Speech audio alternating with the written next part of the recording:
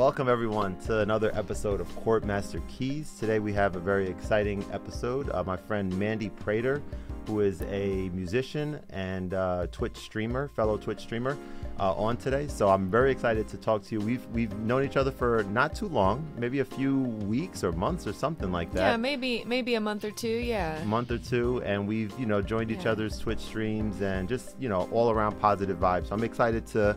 You've seen me in my live setting. I've seen you in your live setting, but now this is the first time that we're talking to each other synchronously at the same time. So how you doing today? I'm doing well, thanks. Thanks for having me on your podcast. Awesome. That's good to hear. Or whatever it is you call this. I guess it's a podcast, right? That's a great question. I don't know what to call it because it's not available on podcast services yet. Maybe eventually I'm planning on doing that. It's like a show, but it's closer to a podcast, a video podcast. We'll just call it whatever we want to call it, right? Whatever feels right. The show. It's a show. The show. It's a show. Khordmaster Keys. It's a show. 2022, we leveled up to a show, no longer podcast. You guys heard it here first.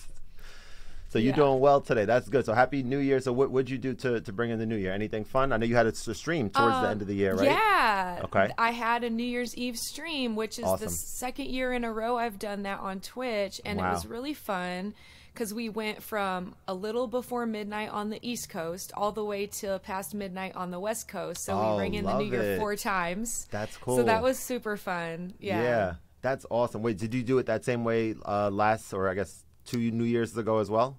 Yes, we did. Yeah, that's awesome. That's really cool. Yeah, it was pretty fun.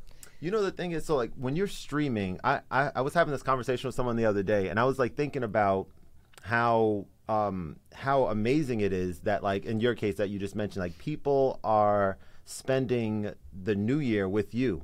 Right. I know, right?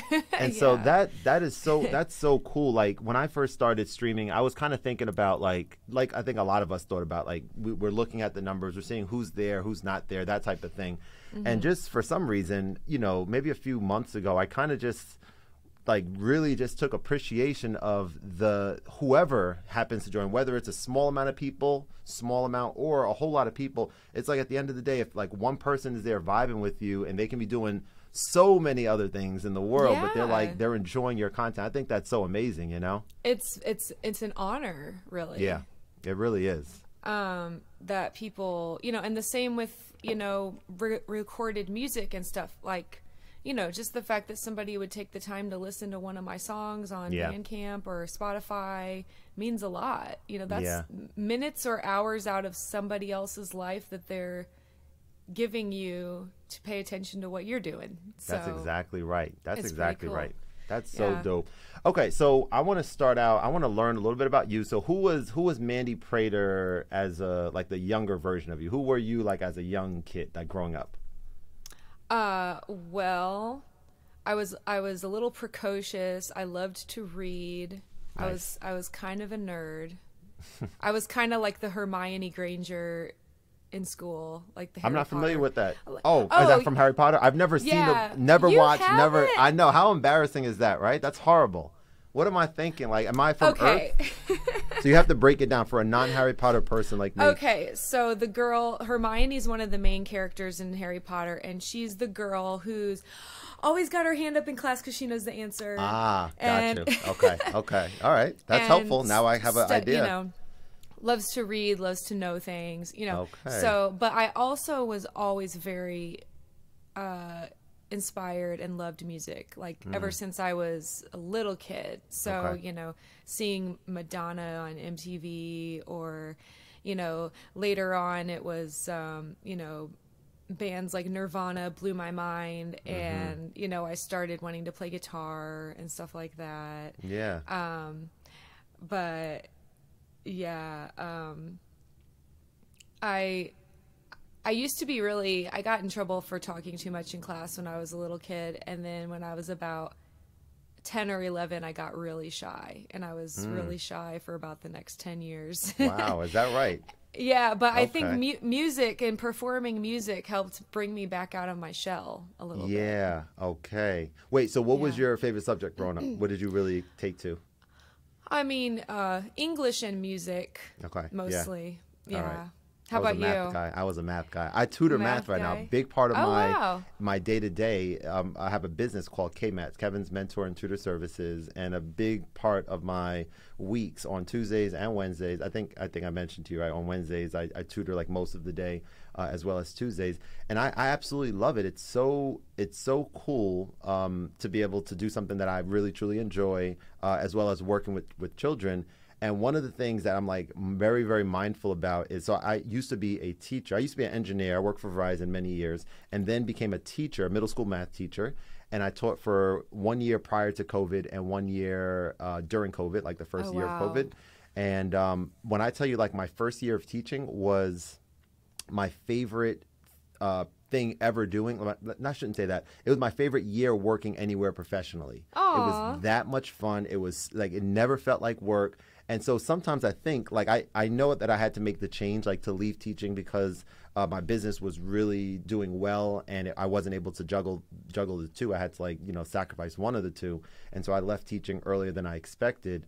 But I definitely, like, I'm kind of like, like reminding myself right now in this conversation that, like, part of my tutoring business eventually, once the world gets closer to normal, is to be back in a in-person setting, like at a location that I'm going to rent or purchase, and have students, like, workshops and stuff, because, like, part of what I loved about it was being there with the kids and interacting and standing in front. It's kind of like performing, right? You're in front of the class and you're, like, pacing back and forth, and you're joking and you're teaching and all that stuff.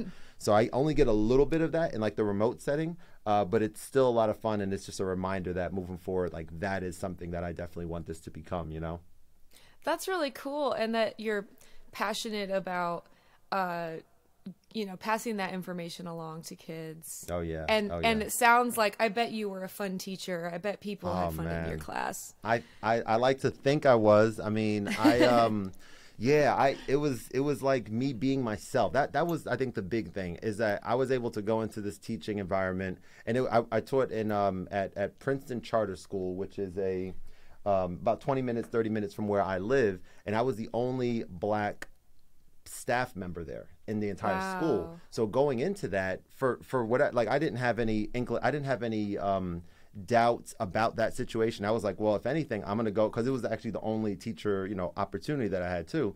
But I was like, if anything, I'm gonna go here and hopefully, like, be myself, and maybe introduce some of my staff members as well as students to maybe people that they don't see that often in this township, right? And so I did just that. I was just going there, and just, man, it was such a beautiful thing. I loved so much about it. And even just reminiscing about it, it's like, it obviously brings a smile to my face, It's like a really good thing. Right. Well, and it's very rewarding too to see somebody catch on to something that you taught them, and then they have that knowledge now forever, and that you did that. Like, I've done a little bit of voice teaching, vocal students and stuff. Oh, very cool. Okay. It's just cool to see them grow and progress, right? Mm-hmm. And to know you had, like, a little part in their development is pretty cool. It's major. Yeah. Yeah. So going into Twitch, I want to know, like, when did you start streaming? When did you start streaming? What was the circumstances that got you from whatever you were doing prior to becoming a Twitch streamer extraordinaire as you are today? Well, thank you.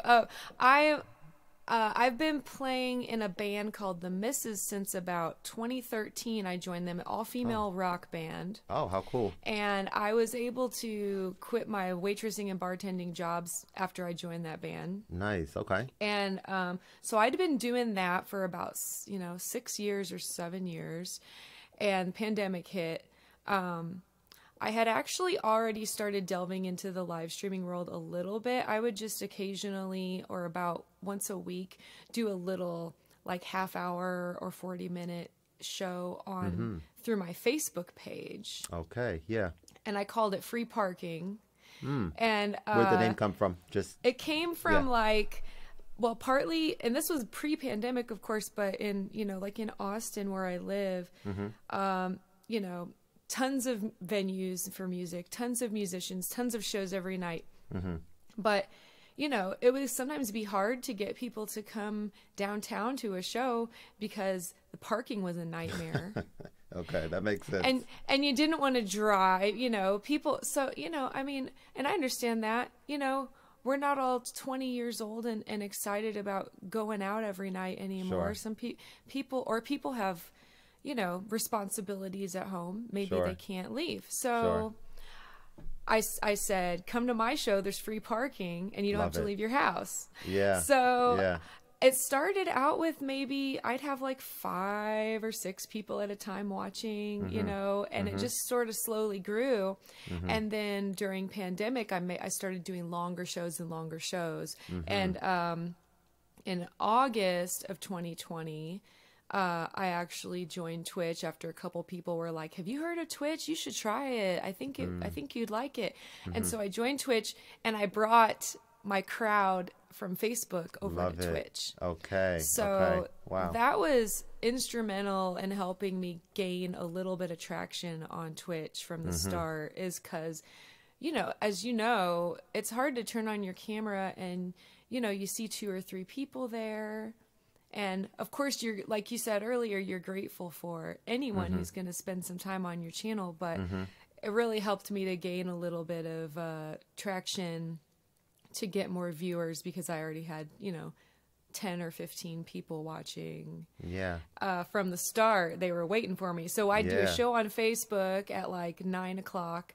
And then at 10 o'clock, we'd come over to Twitch, and I'd just be like, come on over to Twitch now, guys, come to the Okay. after party. So we Yeah. called it the after party, and Wow. it's still called the after party, my Wow. Saturday night Okay. stream. Yeah.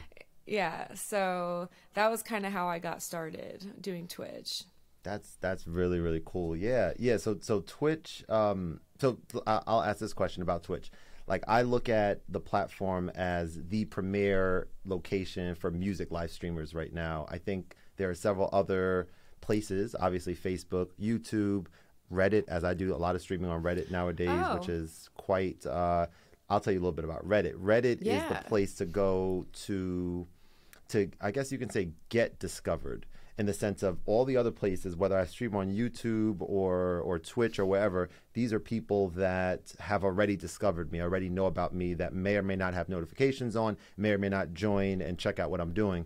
Reddit is so different because there's no money monetization things in Reddit at all right now, aside from people paying real money for gifts that you, or GIFTS, gifts that you got, that they can give in appreciation, right, for whoever is performing, but those are not able to transfer to actual money. It's like you get, people pay money to show you their love, but you can't do anything with it like you could on a Twitch or something, right? So it's kind of like, what's the point in a way? But it's still nice, you know, obviously. Yeah. But when I tell you that Reddit, I've had after streams 200,000 unique viewers in a 2-hour time span.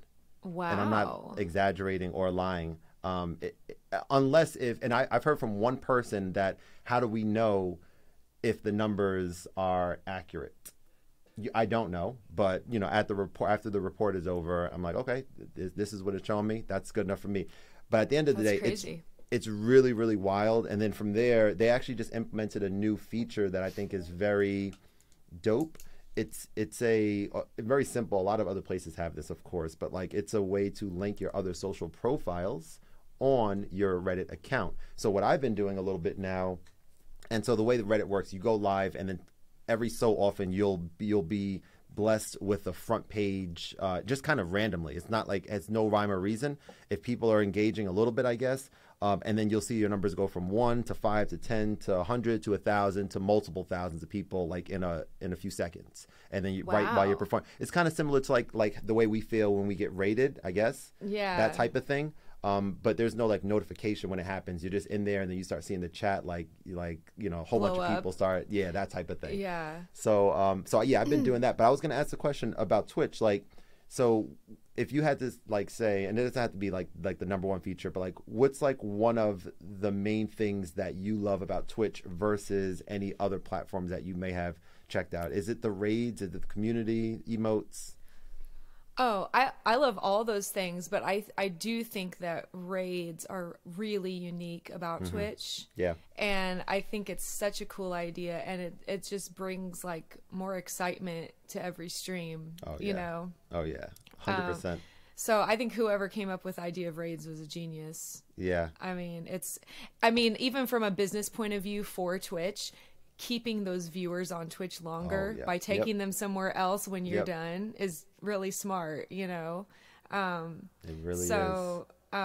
But yeah, that's really fun, and it's a great way to get discovered too. Oh yeah, it is. So I've been doing a lot of research, and I kind of pulled back now. I feel like I have enough information now. It's a matter of doing it and streaming regularly and having fun with it. But I when you mentioned raids, I believe I'm pretty sure either the first or one of the first streams that I was in of yours is when you raided the guy on the saxophone who's in your Twitch community. I forget his name. And seeing, so I think by that point I've only been in someone's stream a handful of times to like be a part of the raid. But man, like it's so cool to get raided, but it's also so amazing to raid someone, isn't it? Especially when it's like they're not expecting it, they're a smaller streamer, whatever the case is. I had someone start crying when I raided her. So I was gosh. It was unbelievable. I had maybe 1 or 2 raids during a late night stream that I did, and I prolonged the stream a little bit longer than probably I was planning on, just because people were still there.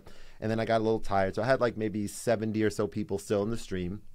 And then I was like, okay, I'm going to rate one of these 2 people. I had two people in mind. One of them is someone who's rated me in the past. He's like a music producer. And the other one is a female music producer, ambient artist. And she had just started on Twitch. And I had joined her stream like the night before, a few nights before. And I was just I was like, this is an amazing, her name is Heymun Music for anyone watching, Heymun Music. Check her out. She's dope. And I looked at that as like a therapeutic place to just chill and relax after your stream ends. Like it was like very just chill vibe kind of thing. And so I was like, all right, who do I want to raid? I was like, I'm going to raid her. So I raided her. And then maybe like 2 minutes passed because she was in her element doing her thing. And then she saw it. And I think it was her first time being raided. And then she just I actually did like a screen record as I was watching on my phone. I was like, I have to capture this because it was so amazing.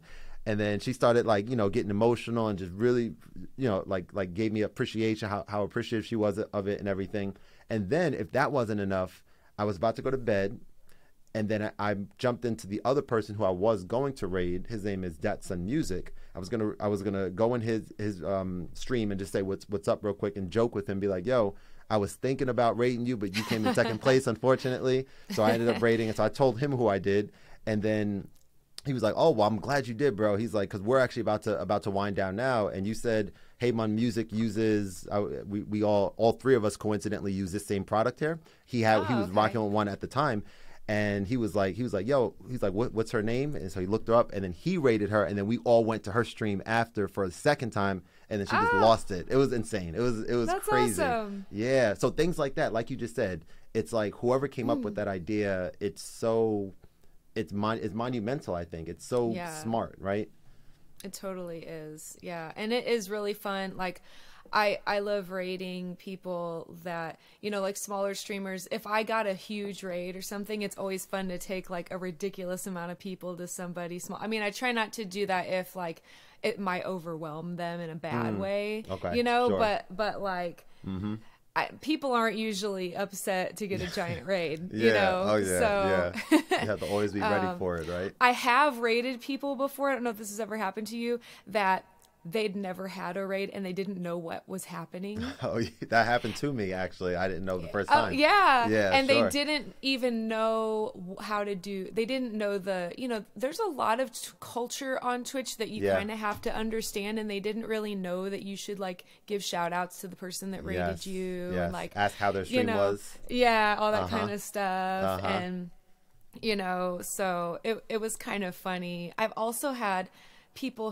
another cool thing about Twitch, hype trains. Oh, see, that I still don't fully understand. I had one and I had no idea what was going on. So maybe you could explain to me in the audience what it is. Yeah. So a hype train is there's a threshold, and basically it takes well, there's differing levels. You can actually make it your hype trains more difficult if you're crazy to attain. Okay. I think maybe if you were like a huge gamer with like 100,000 people, you might want to make your hype trains harder, because what happens but for most musicians, I think we probably leave it at the minimum. So I think it's like the equivalent of about $15 worth of donations or bits or subs. And 3 different people have to donate within like a certain amount of time. Maybe it's like a 5-minute time period or something. I'm not exactly sure. But once it reaches, like, you know, somebody gives a sub, somebody gives $3 or, you know, 300 bits, another person gives a sub, then a hype train is kicked off, and there are 5 levels.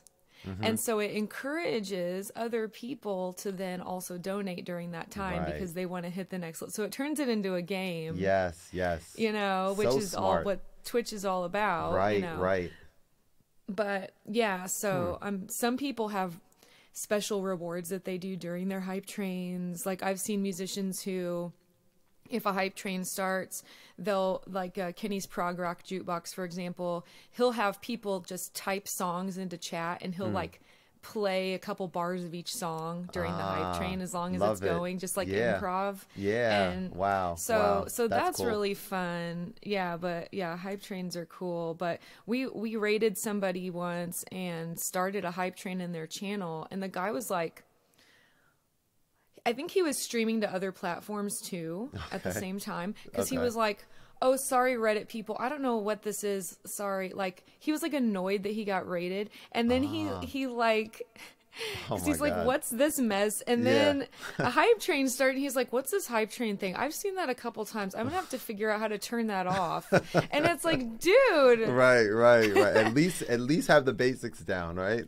Yeah. And it was just, it was like, it kind of felt like, if you're gonna be on Twitch, like maybe kind of like care a little bit about the community and your fellow people. I don't know. It was just a little, I know that people can be newbies, and you know, there's a lot to learn about Twitch. It's a pretty big learning curve just to understand, for one thing, the streaming technology and all that, but for the other thing, all of the special features that Twitch has that other platforms don't have. Right. But that's wild. I don't know. Yeah. You're not going to rate that person again. No, probably not. I don't even remember who it was, but it's just kind of like, get with the program, dude. Like, but you know, a lot of people have, you know, resorted to live streaming during pandemic to survive, and maybe you're just trying everything a little bit, trying them out and seeing what sticks, what works for you. Yeah, but what you mentioned about Reddit sounds interesting. I've never streamed on Reddit, but that sounds like a cool way to get discovered. It does. And this might be a reminder for me. I've brought it up many times on past episodes, past conversations, but I'm like, I want to, and most people have never heard of a live streaming platform or part of Reddit. I want to I did one a while ago, but it wasn't that good. But I want to like take some time and like make a video for my YouTube channel and like just explain what it is, why it's important, how to get, you know, set up with it, like a 5-minute video, 7-minute video, just for people like you, for other people who are streaming on Twitch. I believe that is a great vehicle to do exactly what you were doing on Facebook, which you're not doing anymore, I think, right? Now you're mainly on Twitch? Yeah, I mean, if I do live gigs like out in the world, I will live stream it if the signal's good enough, like from my phone. I'll stream it onto Facebook or Instagram. Okay. Yeah, just to have that so people can, I don't usually like to do live gigs onto Twitch because I feel like the interaction with your fans is so important on Twitch. And you kind of when I'm doing this live gig streaming, I tried, especially, you know, because somebody else is paying me, I try not to like put too much emphasis on the fact that I'm live streaming the gig as far as interaction with that, because I think it's weird for the in-person people audience. That are there. That makes sense. Yeah, balancing the two. Yeah, but I like to let, you know, my long distance community be a fly on the wall if they want to, you know? Absolutely. So, Absolutely. Yeah. So let me ask this question. I'll ask one more question about Twitch, and then I want to get a little bit into your artistry, you know, your music making process and things like that. So on Twitch, one of the important things that I've heard and have learned is like having a schedule. I heard that it's important, very important, to have a schedule and show up as consistently as humanly possible, so people who enjoy you, they can start knowing that, oh, it's Tuesday at 9 o'clock. Okay, this is what I'm doing at this time. So I'm not gonna like I want to be in Mandy, or I want to be in Khordmaster's live stream. So I'm gonna make sure I kind of work around that schedule. So one of the things that I'm struggling with, and I've been I shouldn't even say struggling, just trying to figure out, not struggling, trying to figure out, is like, I've done the schedule thing on Twitch for a little while, not that long. I've done it for a little while, then I pulled back. And the reason I did is because I've learned in the year and a half since I first started streaming, which was on Reddit about a year and a half ago. I started there and then kind of dabbled in all the other platforms that are out there. But I've learned that the level of enjoyment that I have personally, and therefore exude in the live stream, is so much higher when it's at a time that I feel like streaming, which is oftentimes at a time that's just when creativity sparks, like when I feel like doing this or when I feel like doing that, as opposed to it being a specific time where I have to muster up that creativity or muster up that personality or whatever to entertain fans. So I'm trying to figure out, like, I know live streaming has to be a part of my overall, what I do. I don't know if it has to be the main thing. Maybe it does, maybe not. I think one of the benefits with live streaming for me personally is like the fact that I don't have to edit anything afterwards, as opposed to if I focus only on like making videos on YouTube or something like that. It's like filming the video and then editing it afterwards, and I absolutely hate doing that. Live streaming, if you have that personality and you like engaging, like it's like a slam dunk. But what's your take on that whole thing about having the set schedule versus saying I want to just build a Discord, I want to notify people whenever it is that I'm live, even if it means that less people are going to join because they're doing something at that time? Well, I think first I'll start with the pros of your idea of not being regular, which is, and I've discovered this recently, I think that jumping around does allow you to get discovered by different people who have different habits about when they go on Twitch. You know, so like for me, for about 6 months at least, I had the same schedule. And that really helped me grow my community, I think, as far as the consistency. But, I think, Twitch music is a big place, but I do feel like maybe over time there could be diminishing returns in playing at the same time slot as far as new followers. Okay. And I recently added, I was doing a Monday 5 to 8. I decided to, but I had for a while, like earlier last year, I had been doing an afternoon stream. There was a co-stream with my friend Dan, and we had more. He felt really strongly that he wanted to do a time slot where he could catch Europe. Ah, yes. Okay. So we did that. We streamed at like 2 o'clock in the afternoon, and it was really cool. And I've, met some really great fans around that time. And then when Dan and I quit doing our co-stream, I went back to later in the afternoons. And so I lost some of those people, and they would try to occasionally make my later streams, but it was really late at night for them. So after I made partner, I wasn't quite as worried about risking a new time slot, as far as, because if you're trying to make partner, you have to have a certain amount of average viewers per hour or whatever. So after I made partner, I was like, well, I can now try having a little more flexibility and experiment with some different time slots. And for me, it's been really cool. The last couple of weeks, I moved my start time of my Monday stream back to like 3 p.m. instead of 5. Even just that 2 hour difference is a big deal. And for me, something I find really fun is when new people discover my stream, and the enthusiasm that they have because I'm new to them.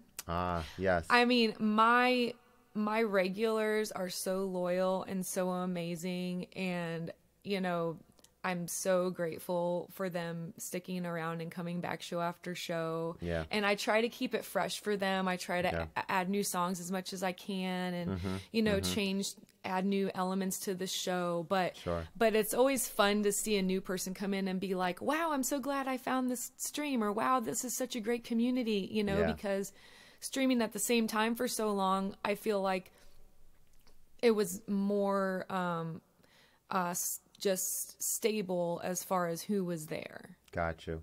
So I do think that there are advantages to maybe having, you know, like a regular stream. Like, I don't know how many days or how many streams you would like to do, but maybe you could have like one a week that's the same, and then jump around to the other times, and you're going to find more. That might be a good compromise. I think so. Yeah. But for me, like and I don't know, you know, we may not have, our streams are a little different. Like mine is mostly all requests, and I know you do some more kind of like freestyling and different kinds of things in yours, but so I don't always have to feel inspired to do my stream, because I can just show up and people are going to ask me for songs, and I don't even have to like think about what I'm going to do. So I don't have to plan very much for what my streams are, because they just kind of happen once they start. But I can say though that there have been plenty of times where maybe I was just having a bad day or a bad week, and I really didn't feel like getting it together and streaming.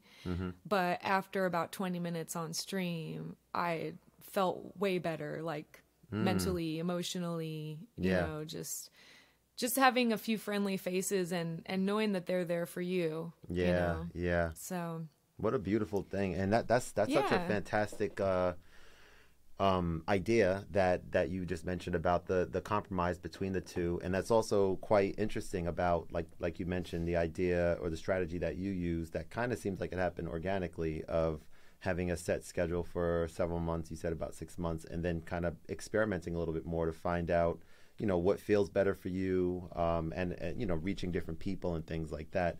That's really cool. That's really, really interesting. And that's exactly what I plan to do as well.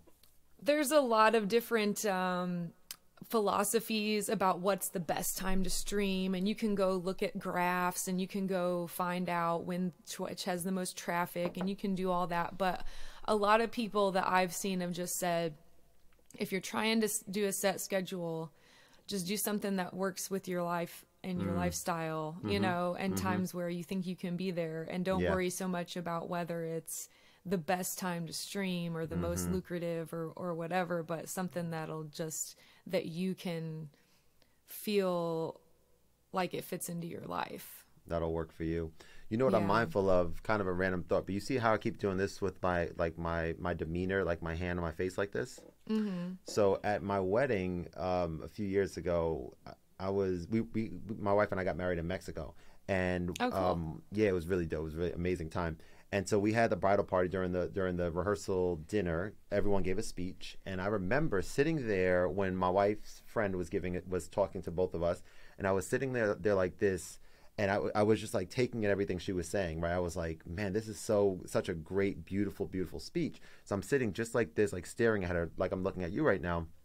And then I don't know when it was afterwards, after the fact, maybe a few weeks or months after, Brandy tells me, she's like, you know, she calls me Kevy Kev. She's like, you know, Kevy Kev, she's like, when I was given that speech, well, actually, I think I told her after the fact how amazing the speech was. And then she goes, you know, when I was given that speech, you know, I looked at you and I saw your demeanor like this. And what it looked like to her is that I was like bored with it or something like this. And so I'm like, that's important, right? It's like, dang, like I have, like, you don't want to give the wrong impression, you know, just, I'm like comfortable, I'm like listening, you know, it's like casual, whatever. but I have to make sure, like, you know, that you don't feel. But obviously, you know that I'm fully engaged and intrigued with what you're sharing here. You know, it's very interesting stuff. And I sometimes, you know, I try not to be too long-winded, but I get excited talking about Twitch because it's been, you know, such a big part of my life the past year and a half. Yeah. And I get excited hearing about Twitch. That's why, so you're the maybe third person, I think, that I've interviewed now. Two other people I'll give shout outs to. Let's see. Anna Luther, do you know who that is? Yeah. It's a community. We all probably know each other, right? I spent some time in her stream, but I am surprised how many people I don't know still. Okay, yeah. Okay. But I've gone to her stream before. She's really good. Yeah, super talented, great, just genuine person, just like you, just like Adiana Vega, who is the other person. Have you heard of her? Yes. Yeah. So I joined theirs, and then I think those two are the other two Twitch people. But my thought with the people that I've been talking to as of late on my show is like learning about Twitch, as well as you know, sharing audiences a little bit, right? Like so the people that watch those other streams can possibly, those other interviews about streaming can possibly tune into this and may discover you or me, right? Some people don't even maybe know that I stream that much, right? But it's like just a matter of getting, as well as, of course, getting your audience. This is what I think is fascinating, is like your audience, when we premiere this, will be able to see you in a different light than what they're used to seeing you. And I love that. Like, and I'm going to ask a few questions a little bit that you may or may not have spoken about. Like, for example, one of them I'm going to ask right now. You said you used to be a waiter / bartender. So if you could share one memorable story in your waiting / bartending days, like did someone give you $1,000 tip one day, or did someone walk out and like drop all the food or drinks or something?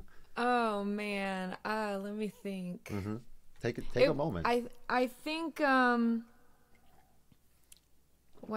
Well, the place I used to work is memorable. It was called this is like the only restaurant I've worked in Austin, and I worked there for 8 years because it was a very family type atmosphere. It was called Threadgills, and it was the first. It's originated in 1933 as a gas station, like with a little counter, like a lunch counter. Okay, yeah. It was the first place in our county to get a liquor license, like the day when Prohibition ended. Wow, that's pretty cool. The guy who owned it, and still owned it in the 60s, named Kenneth Threadgill, a young college kid who was going to UT Austin named Janis Joplin used to hang out there. Wow. And play music with. Wow. It was this weird place where the local, you know, kind of country folk and the hippies would combine and come together peacefully and play music. Wow. And do these little hoedowns. And so there's a room there devoted to Janis, and it's got pictures with her and the owner. And she kind of gained some of her first experiences performing there before she moved out to San Francisco.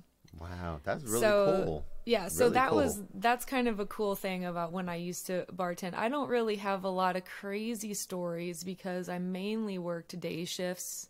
Okay. So there weren't really a lot of you know, crazy drunk people or anything. That's cool. That's a powerful story in itself, though. That's very interesting. I did get to wait on a guy named Earl Poole Ball, who was a friend of the owner. He toured for years as Johnny Cash's piano player. Oh, nice. So I knew him, and we had the guy who owned it, Eddie Wilson. He was kind of partly responsible for bringing music into Austin's scene. So so he was a big player in an early music venue called Armadillo World Headquarters in Austin, and it brought in a lot of the hippie bands, and Bruce Springsteen played his first show in Texas there in 1975, and so a lot of cool history wrapped up with that restaurant, which was perfect for me because I'm, you know, also like a music history nerd, and I love reading biographies and stuff like that. That's really cool. See, I haven't been to Austin before, but I've heard like that's definitely a place that I would love to visit. I've heard great things about like their downtown area, and in terms of the music scene, like the nightlife, that type of thing. Were you born there, or were you lived there most of your life? I moved here. I moved to Texas in 2005, right after Hurricane Katrina happened, because my husband and I were living in New Orleans when all that went down. Wow. Okay. And so we left town for the weekend, thinking it was just for the weekend. We were just getting out to be safe, but it didn't look good. You know? Yeah, sure. So we rented a car, got one of the last rental cars at the airport so we could take our cats with us, and ended up coming to Austin, and then we watched our neighborhood get flooded live on TV. Wow, crazy. And it was about 2 months almost before we could go back and try to see if we could save anything. Were you guys able to? Some stuff? Yeah, there were some things. Yeah, so, but it was bad. We had like 5 feet of water in our house that we were renting. Wow. So, yeah, it was a pretty crazy experience, but it did lead us to move permanently to Austin then. And, which we had kind of thought maybe we would eventually do. It kind of just moved up to the timeline a little bit. Sure. But yeah, so we've been here since 2005, and yeah, but I grew up in Indiana actually.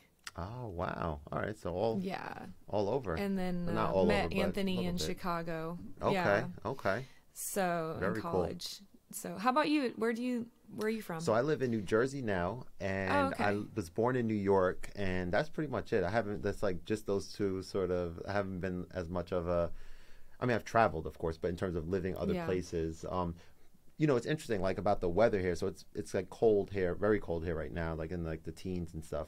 And so there was a time where I used to really, really love the change of weather, which I still do love. I love that it's cold for a while and then it starts getting nice all of a sudden. You're like this is beautiful. I love it. Yeah. However, now as an adult, I really value being outside for walks and just for, you know, mental peace of mind, that type of thing. And now having like several months out of the year where I can't do that comfortably sucks. And so, you know, I talk to my wife, you know, every now and again. So we have a little one that we're expecting, our first child, this April. And so, April? Wow. Yeah, coming up. I know, it's crazy, right? I'm so excited. So I can't even. Yeah, that's baby awesome. Girl. Yes, baby Khordmaster. Aww. Yeah. Baby Khordmaster. Exactly. That's actually her name, actually. So now I'm working. Is that going to be on the birth certificate? It is actually. It's official. It's been cemented. I won a bet with my wife, and she can't back out of it now. So yes. And including baby, so the name is baby, and then middle is Khordmaster, and then okay. Nice. But yeah, so we talk about like what would it look like to be at a different location eventually, maybe where it is a little bit warmer. We don't know where that is yet, but I could see that. I could see that possibly happening. You know, at some point down the road, that's something to consider. Yeah. Maybe Austin. I know. Yeah, I grew up, as I said, up north too, but I feel like snow, the excitement of snow and stuff only lasts till you're maybe 12 or 13, and then you're kind of over it and you just get cold. Yeah. You know? Yep. And you have to go out and shovel when you don't want to. Yeah. No one ever wants to shovel, right? I think I built my last snow fort when I was about 12. And after that, I was kind of done. From that point forward, just taking care of it all. Yeah. I heard you bring up cats. So I'm assuming you're also a fellow cat lover. Yes, okay. Absolutely. So as a fellow cat lover, cats to me are one of the best things ever. I love them more than almost anything, and that's not an exaggeration. So what would you say what are so amazing about cats? I think maybe this has to do something with my upbringing or my childhood traumas or something, but cats make you earn their love, kind of. Yes. And they come and bless you with their love. You know, but you never know when it's like whenever they think. Yeah. When they decide. Yes, that's accurate. Know? Yes, it is. And accurate. I think that's why you've probably seen those memes and stuff where it's like sorry I couldn't go to work, I had a cat on me. Yeah. Or sorry I couldn't get out of bed, I had a cat on me. Because it's Yeah. like when they come and like want to sit on, you know, on your Yeah. lap or whatever, it's like, oh, they love me. And like, Yes. because half the time they're like, leave me alone, Whatever, get out I of here, don't care doing about my you. own thing, Mhm. don't pick me up, Right. don't pet me wrong, Right. you know, like don't touch my belly, I'll Yeah. attack you, or whatever. Yeah, you know? I'll But exactly. Yeah, that's so funny. That's so factual. They're also so soft. Mm-hmm. Mm-hmm. Like, oh, so soft Mm-hmm. and so beautiful. I just think cats. Now there are some cats that I don't find as beautiful, but they're just little precious little cat faces, and their little paws are just so cute. They're incredible. Yeah, I couldn't have said it better myself. They make you earn their love. Yeah. Yeah, they're amazing creatures. I mean, yeah. So we don't own one. So I made a bad mistake in on a whim adopting a foster cat like a year or two before we got engaged. My wife and I got engaged. So I had the cat for a couple of years, and at this time I was working at Verizon. I was doing a lot of traveling, and I didn't have a lot of time to like really be there for the cat and stuff. So my wife had to kind of step in and like, you know, help out and stuff. And so this was her first experience with the cat. This was my second. We grew up with a cat as well. And my sister and I absolutely loved everything. We have just so many memories about just weird, silly things that we would say or do. That just brings fond memories. And so, but this cat, whose name was Pouncers with a Z, I named him that. Why? Just because. I didn't do a good job taking care of him, and so my wife's first experience with the cat was not a good one because he was kind of, you know, a little all over the place, a little wild, right? And so I ended up returning him to the foster parents because I didn't feel like I was doing a good job taking care. Oh. And so it wasn't that it needed to happen. So I was fully like the decision maker at that point. But the long and short is now it's an uphill battle getting, understandably so, getting my wife on board to want a cat. I'm hopeful. We have a baby girl coming, so I'm hopeful that I might start doing like little things, you know, to kind of get her like into like the cat mode a little bit, and then by the time she's like 4 to 7, then we might have a little 2 versus 1 situation. Absolutely. So we'll see if that works out. That's my master plan. Diabolical plan. Yes. Get the kid on your side. Absolutely. And make sure, I'll figure it out. growing up, we had a dog because my dad was allergic to cats, but I always loved cats. Like my Nana had cats, you know, and my mom loved cats. So, but I didn't have one of my own cats until we got Pandora and Persephone, like almost 20 years ago now. And, but they lived to be about 18. So we had a good run with them. But yeah, they were like our children, you know, so, and best friends, right. You know, they're just, they have such personality too. Nothing against dogs, but cats dogs are great, but cats are like next level, kind of.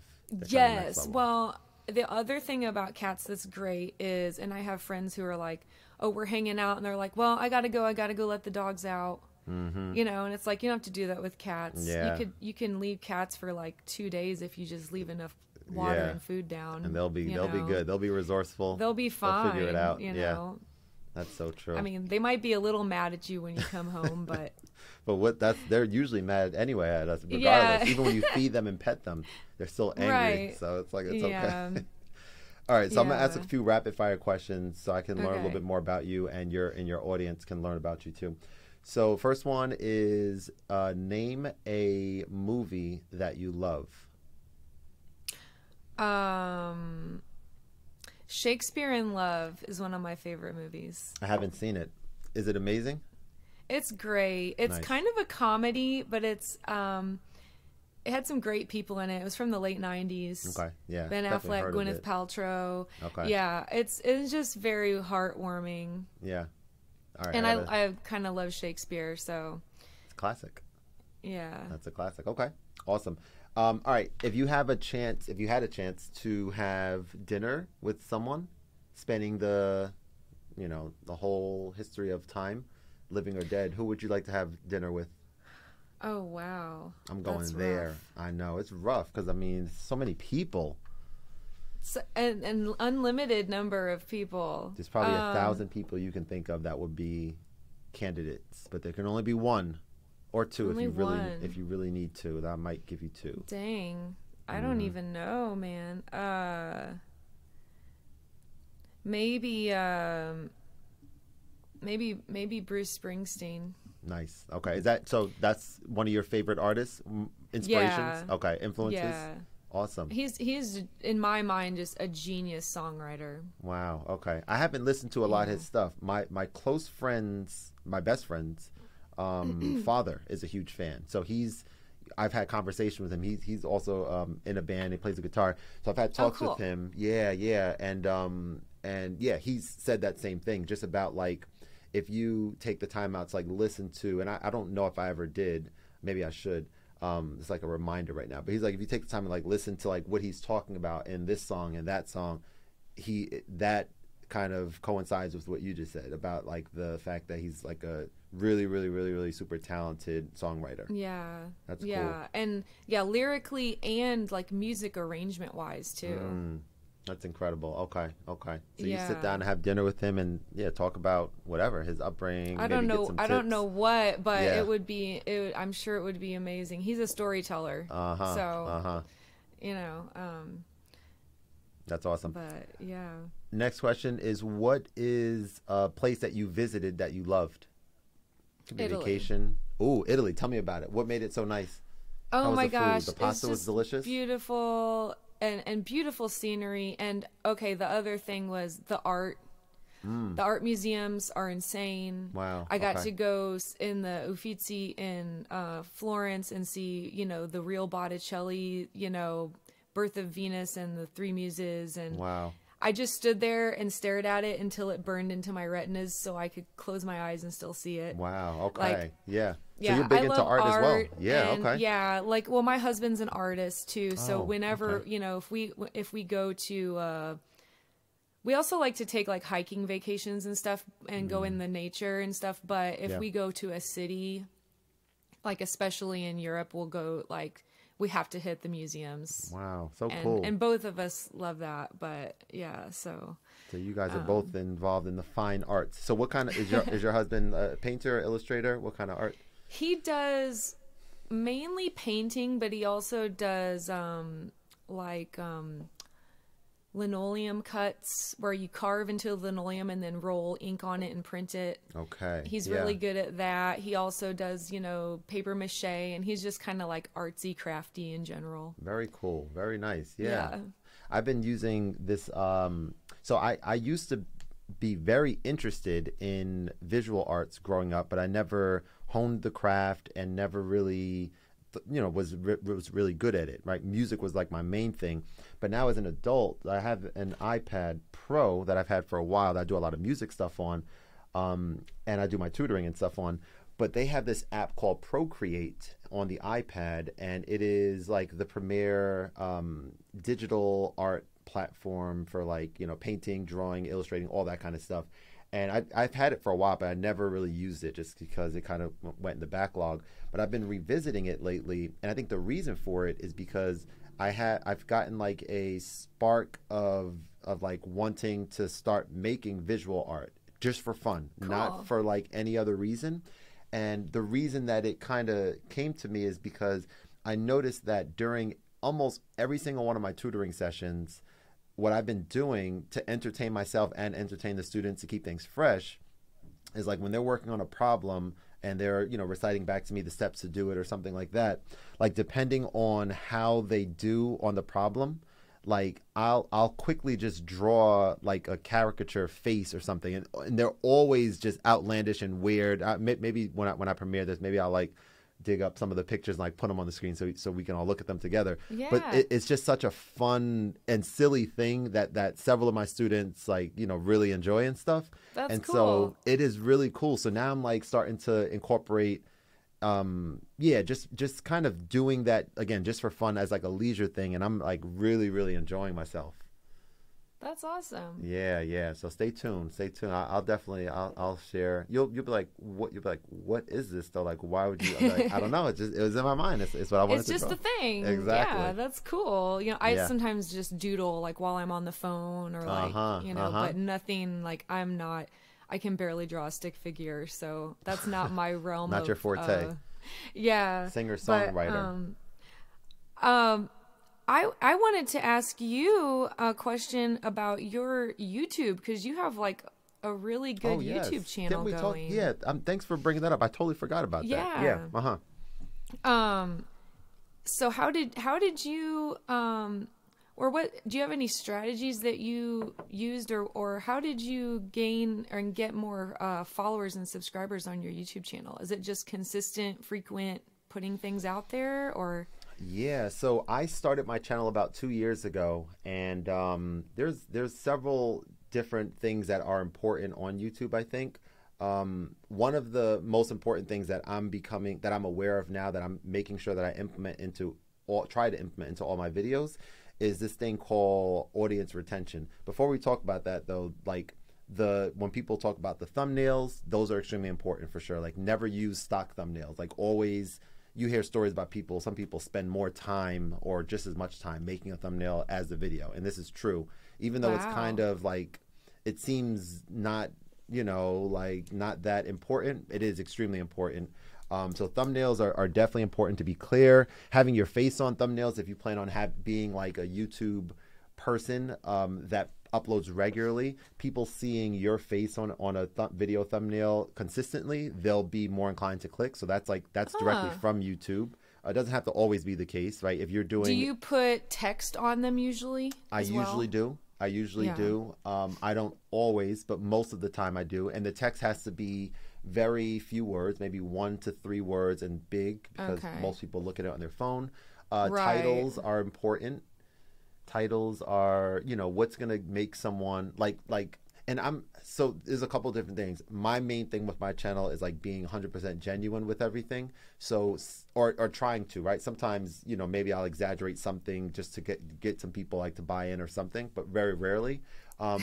Very rarely, I'll say. And that's one of the feedback that someone gave me. One of my companies that I'm partnering with on a product, he said that what stood out on my channel, this was like one of the nicest compliments I ever received from my channel. He said what stood out on my channel to him is that it was one of the only channels he's seen that the quality of the videos was high, but it wasn't exchanged for the genuineness of me being honest on the videos. Usually with high production values comes like, oh, buy this or sell this or do this or whatever. And usually it's basically an ad. Exactly. So that stood out to me. I was like, that gave me some like motivation to kind of stick with it. That's awesome. Yeah, thank you.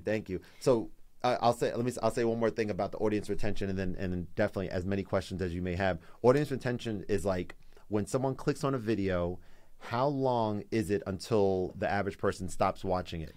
Right. Okay. So if you look at people, like I've been studying like people like Mr. Beast and a lot of others who are very successful on YouTube.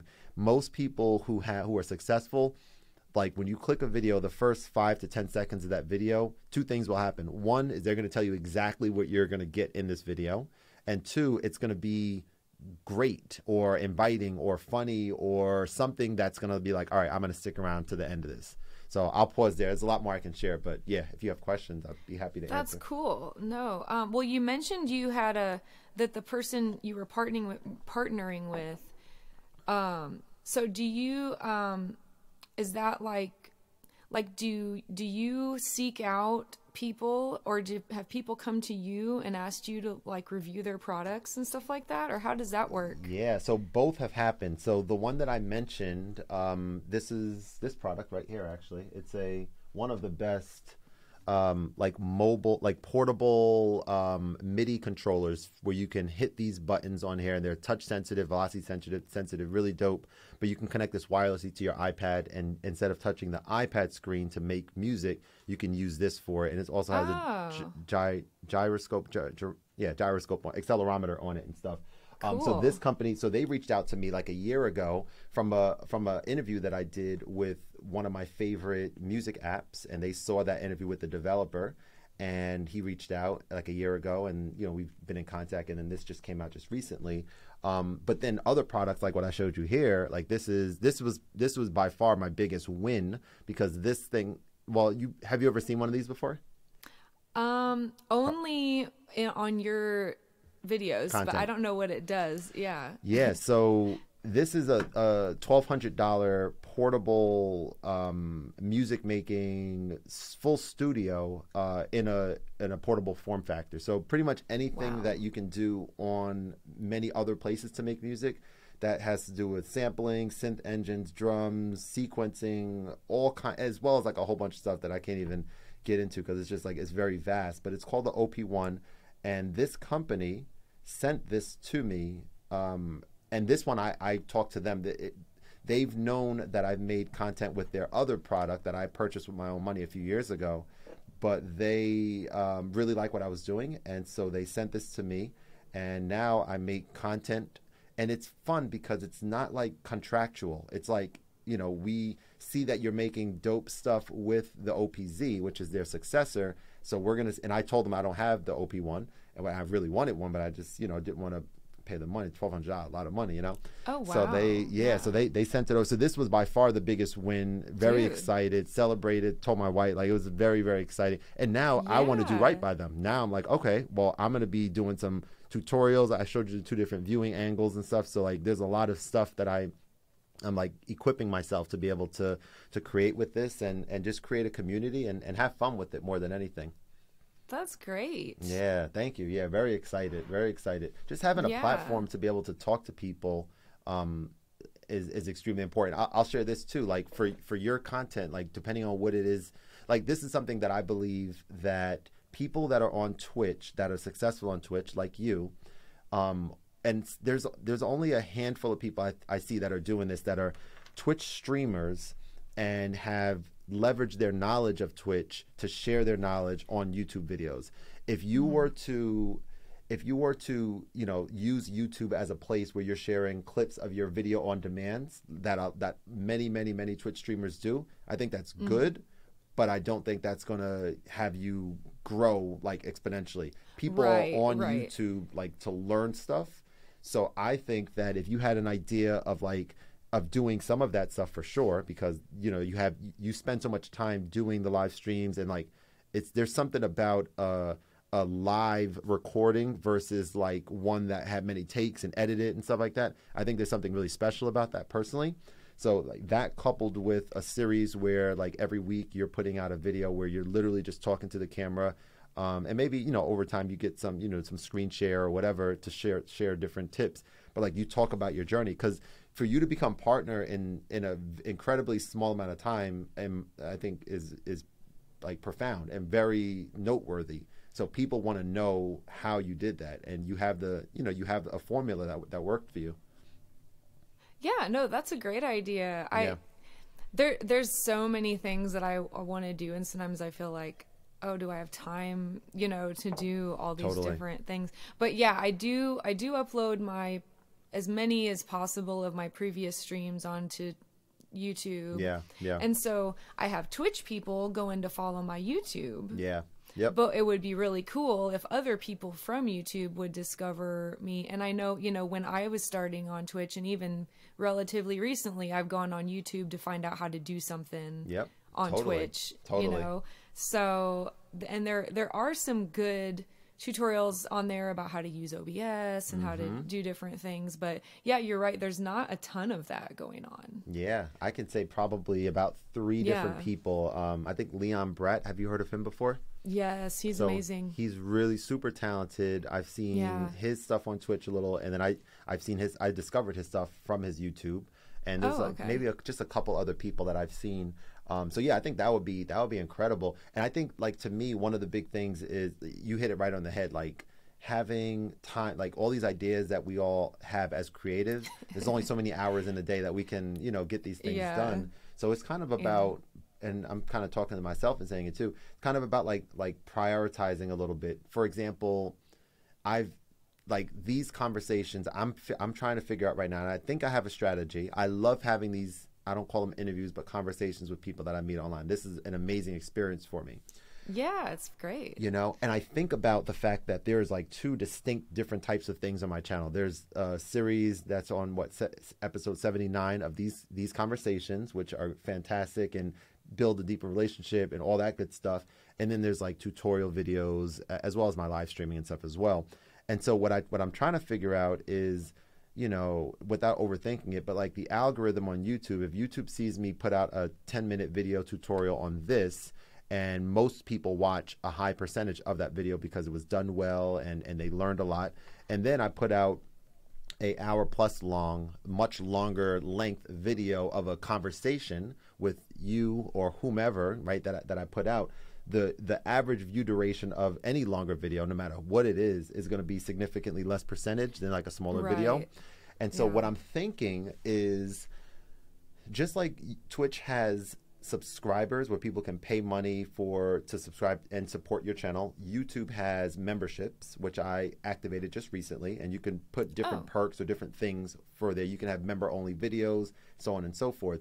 So what I'm thinking about doing with certain episodes, like this one I wouldn't do it with, because you have a community of people that are specifically going to be interested in hearing what you have to share. So like this one I would release it as a full length for everyone, but I'm thinking about on future episodes, could it make sense to have the full conversation, upload the full entire unedited conversation as a members only video where anyone who's a member can watch the entire thing, and then have the version that gets released on my regular YouTube channel publicly be basically the most important or the most interesting component of that conversation that's no longer than 10 minutes. Yeah, or like a highlight reel almost, or something like that. Yeah, that makes sense. Yeah. I was it's interesting, you know, algorithms and all that stuff. And I was wondering, because you do have a lot of subscribers on your YouTube, like if you've ever experimented with, or I don't even know if they have, can you buy ads on YouTube like the way you can on like Instagram?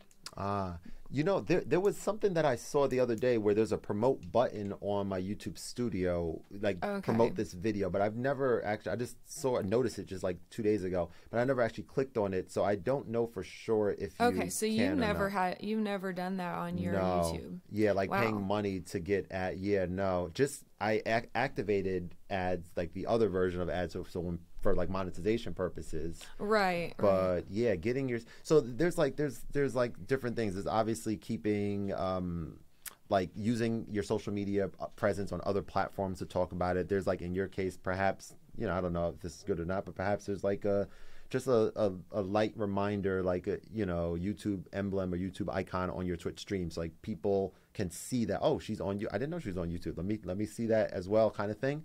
So you don't have to constantly talk about it, but people can see it.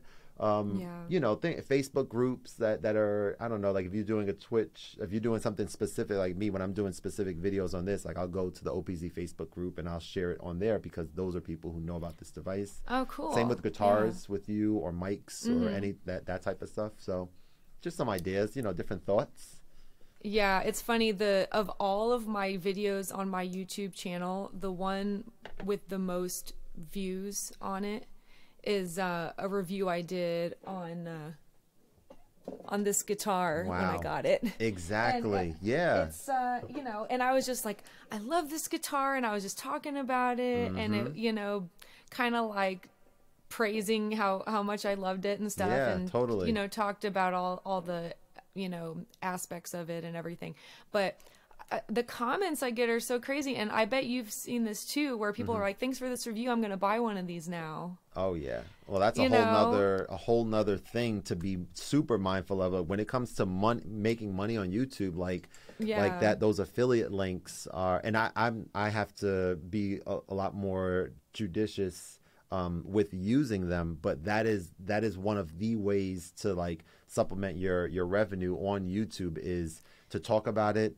And so there's two different ways. There's one way of like you buying the product and then talking about it, and that way you don't have, it's not sponsored because there's no, you know, that type of thing. But then the other way is when companies send you things, and if you kind of do it in a way where most, if not all, the things that are sent, well, two things.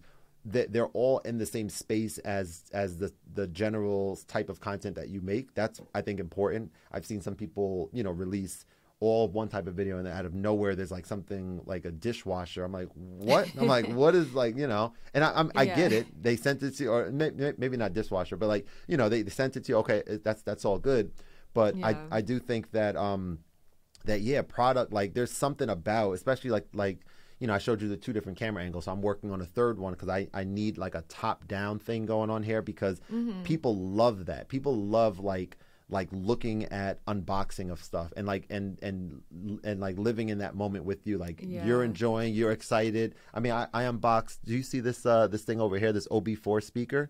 So it's kind of dark in the background, but that thing is also from the same teenage engineering company, and it is, I would say, the most fun music device that it might sound weird. It's just a speaker. How is it fun? But it can do so much other things, like slow down, speed up music, loop live music, live radio, loop Bluetooth, remix song. It's just a couple of buttons, and it's just so much fun. So like doing my unboxing of that, when they also, not bragging at all, but they also sent that to me as well. And so I've been bringing that with me almost everywhere I go. Like my in-laws' house, my parents' house, my grandparents, like I'll bring it with me. It's just like always, because like you never know when you're gonna need a party. You know, you need some music, you need like a vibe or whatever.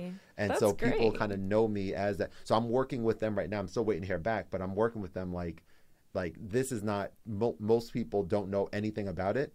And I would love to be a liaison to share it even more. Like right now I'm only sharing it because it's fun to, and because I really do care about it. But imagine if there was some affiliate links, if there was like a little discount that this person can get, and I get a you know, kickback for it. And again, it's all genuine because I love the product. I wouldn't do anything like that for any other product, just because that's not really who I am. I shouldn't say any other product. I mean anything that I wasn't this excited about. So there's a lot of opportunities, you know, for sure on YouTube. And people will enjoy it. You find something that works, like you just said it. You found that video got the most views. I'm not sure the level of effort that it took you to make that one / level of enjoyment that you had.